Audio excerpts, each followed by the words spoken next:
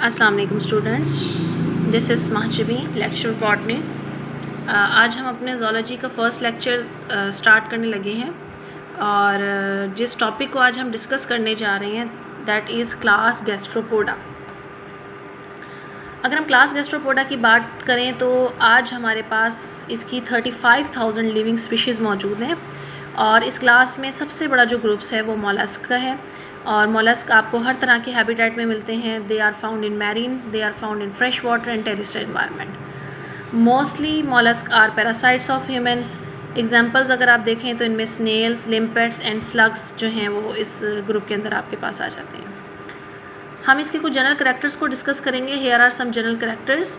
इन तमाम करैक्टर्स को हम बहुत डिटेल में डिस्कस करने जा रहे हैं। वन बाय वन हम तमाम करैक्टर्स को अब देखेंगे। सबसे पहले हम टोरियन को डिस्कस करते हैं। तो आपको पता होना चाहिए कि टोरियन क्या है।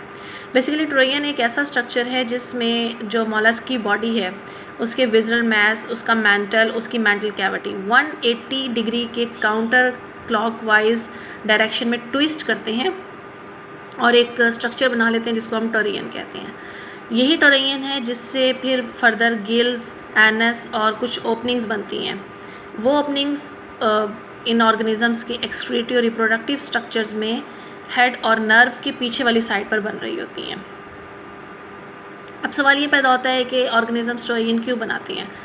तो टोरियन की मौजूदगी जो है वो इन ऑर्गेनिजम्स के लिए बहुत ज़रूरी है। उसकी वजह ये है कि एक एडवांटेज इसका ये है कि जो ऑर्गेनिजम्स जिन ऑर्गेनिज्म में टोरियन का फिनोमिना नहीं होता उनमें होता यह है कि जब उनके ऊपर कोई प्रेडेटर अटैक करता है तो पहले वो अपने फुट को अपने शेल के अंदर लेकर जाते हैं, फिर अपने हेड को अपने शेल के अंदर लेकर जाते हैं। अब जब वो अपने फुट को पहले लेकर चले जाते हैं तो उनका जो हेड है वो बाहर रह जाता है, सर जो है उनका बाहर रह जाता है और जो प्रेडेटर है वो उसके ऊपर बहुत आसानी से अटैक करके उनको खा सकता है। तो जिनके अंदर टोरियन का फिनोमिना हो जाता है, जिनमें टोरियन का स्ट्रक्चर जो है वो बन जाता है, उसमें ये होता है कि जब ऑर्गेनिज्म के ऊपर कोई प्रेडेटर अटैक करता है तो वो सबसे पहले अपने सर को अंदर लेकर जाते हैं। इस तरह से इनके बचने के चांसेस जो हैं वो ज़्यादा होते हैं।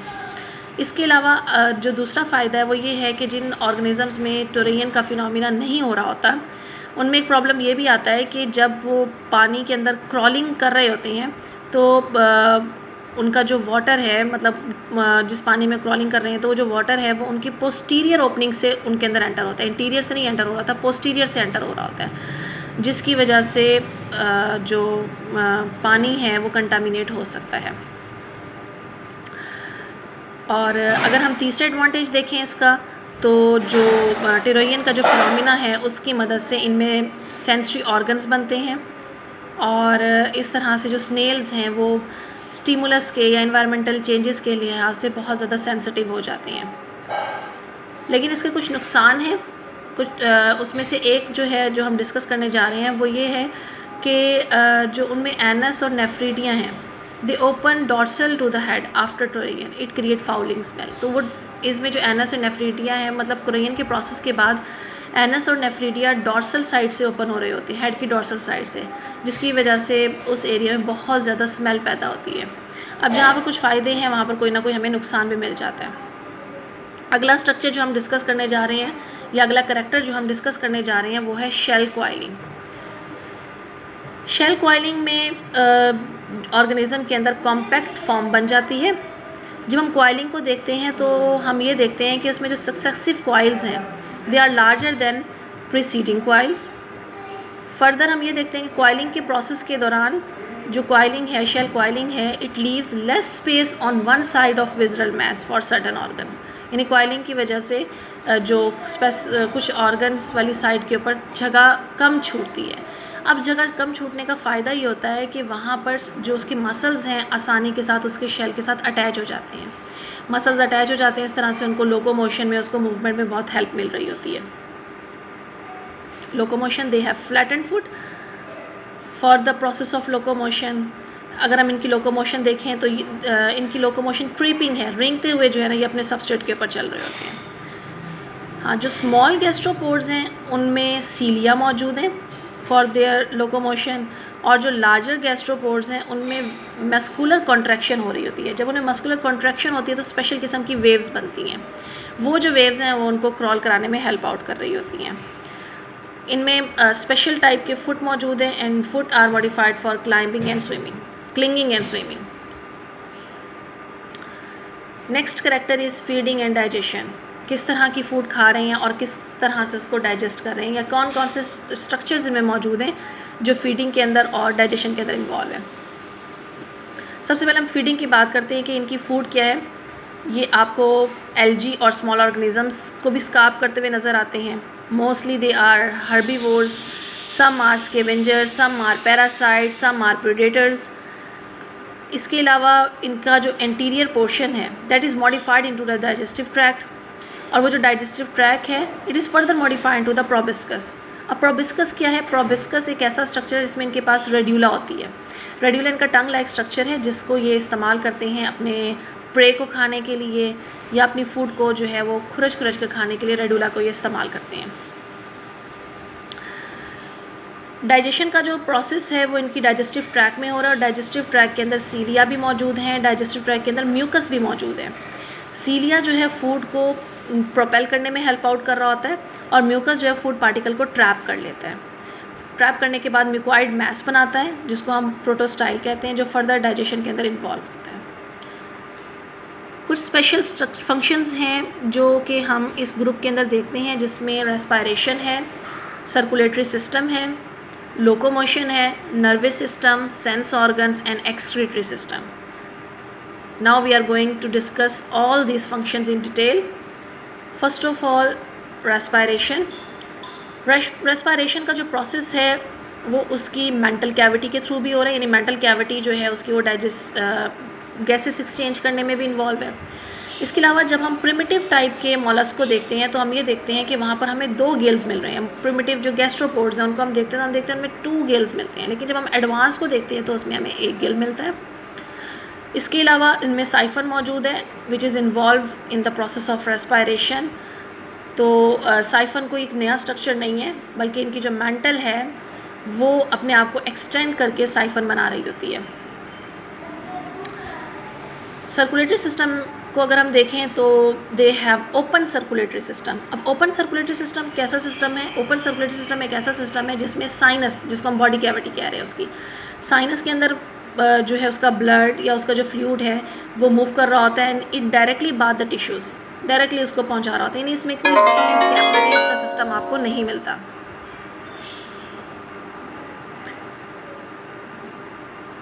अगर आप इसके हार्ट को देखें तो इसमें हमें 1 वेंट्रिकल और 2 ऑरिकल्स मिलते हैं। इसका जो हार्ट है इस तरह से, और इसके अंदर जो ब्लड है it transport nutrients and gases. Locomotion, as far as इस locomotion is concern they contain hydraulic skeleton, जिसको हम हाइड्रोस्टैटिक स्केलेटन का भी नाम देते हैं। हाइड्रोस्टैटिक स्केलेटन के अंदर आप लोगों ने पहले भी लोअर क्लासेस के अंदर डिस्कस किया हुआ है, सेकेंड ईयर के अंदर आपने इसको डिस्कस किया हुआ है कि बॉडी के अंदर जो फ्लूइड है वो ही स्केलेटन का काम कर रहा है। क्योंकि जब हम स्केलेटन की बात करते हैं तो स्केलेटन जो है वो सपोर्ट देता है, स्केलेटन मूवमेंट करवा रहा है, स्केलेटन शेप दे रहा है। तो यहाँ पर वाटर या फ्लूइड या ब्लड ये सारे के सारे काम कर रहा होता है, तो उसको हम हाइड्रोलिक स्केलेटन या हाइड्रोस्टैटिक स्केलेटन का नाम दे देते हैं। और इनमें जब हम स्नेल्स की बात कर रहे हैं या हम मोलस्क की बात कर रहे हैं, गैस्ट्रोपोड्स की बात कर रहे हैं, तो यहाँ पर ब्लड जो है वो मौजूद है जो हाइड्रोलिक स्केलेटन का काम कर रहा है। नर्वस सिस्टम, इनमें आपको ब्रेन, स्पाइनल कॉर्ड वगैरह नहीं मिलते, इनमें गैंग्लिया मिलते हैं। 6 ganglia are present on the surface of the gastropods and they are located in head, foot and visceral mass. Sensory organs, 3 type of sensory organs are found in this group: eyes, statocyst and osphrenia.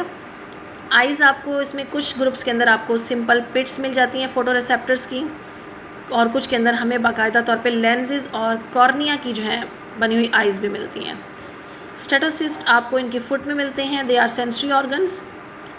ऑस्टियोफ्रेडिया chemoreceptors हैं, chemical को detect करते हैं। कुछ groups के अंदर जो ऑस्टियोफ्रेडिया हैं वो प्रे को और प्रेडेटर को डिटेक्ट करने में भी हेल्प आउट कर रहे होते हैं।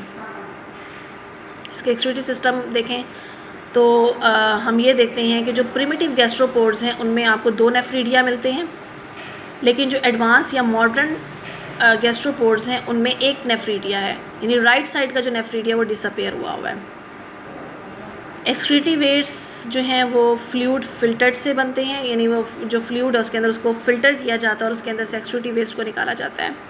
अब जो नेफ्रीडियम है वो हाईली मॉडिफाइड है, वो क्या करते हैं कि जो फ़िल्टर करने के बाद जो मटेरियल आ रहा है उसमें से certain ions, special organic molecule जिनकी बॉडी को ज़रूरत है उसको रीअब्जॉर्ब कर लेते हैं और फिर वेस्ट को मॉडिफाई करके जो है वो बाहर निकालते हैं। तो इस हिसाब से हमारे पास जो वेस्ट प्रोडक्ट्स हैं उनकी कैटेगरीज़ के हिसाब से हम ये देखते हैं कि जो एक्वाटिक गैस्ट्रोपोड्स हैं वो अमोनिया एक्सक्रीट कर रहे हैं और टेरेस्ट्रियल गैस्ट्रोपोड्स हैं वो यूरिक एसिड।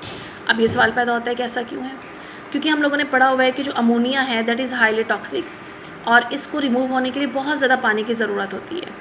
अब क्योंकि एक्वाटिक गैस्ट्रोपोड्स हैं उनको मुसलसल पानी मिल रहा है, उनमें पानी की किसी भी किस्म की कोई कमी नहीं है, तो उनकी जो फर्स्ट वेस्ट प्रोडक्ट है वो अमोनिया, उसको फिर वो रिमूव कर देते हैं। जो टेरेस्ट्रियल गैस्ट्रोपोड है उनको वाटर डेफिशिएंसी है, वाटर की कमी का सामना करना पड़ता है, पानी प्रॉपर इतना ज़्यादा नहीं होता है, तो वो उस अमोनिया को यूरिक एसिड में कन्वर्ट करते हैं। Uric acid required less amount of water as compare to the ammonia और फिर वो यूरिक एसिड को एक्सक्रीट कर रहे होते हैं। यूरिक एसिड सॉलिड एक्सक्रीटा की फॉर्म के अंदर उनकी बॉडी से रिमूव होता है। Now here is reproduction and development. हमें कुछ जो स्नेल्स हैं वो डाइशियस मिलते हैं और कुछ जो स्नेल्स हैं वो मोनोइशियस मिलते हैं। अमूमन मैरीन स्नेल्स डाइशियस मिलते हैं और इनकी डक्ट्स के अंदर से गैमेट्स निकलते हैं और उनको वो सी के अंदर मतलब समंदर के अंदर एक्सक्रीट कर देते हैं।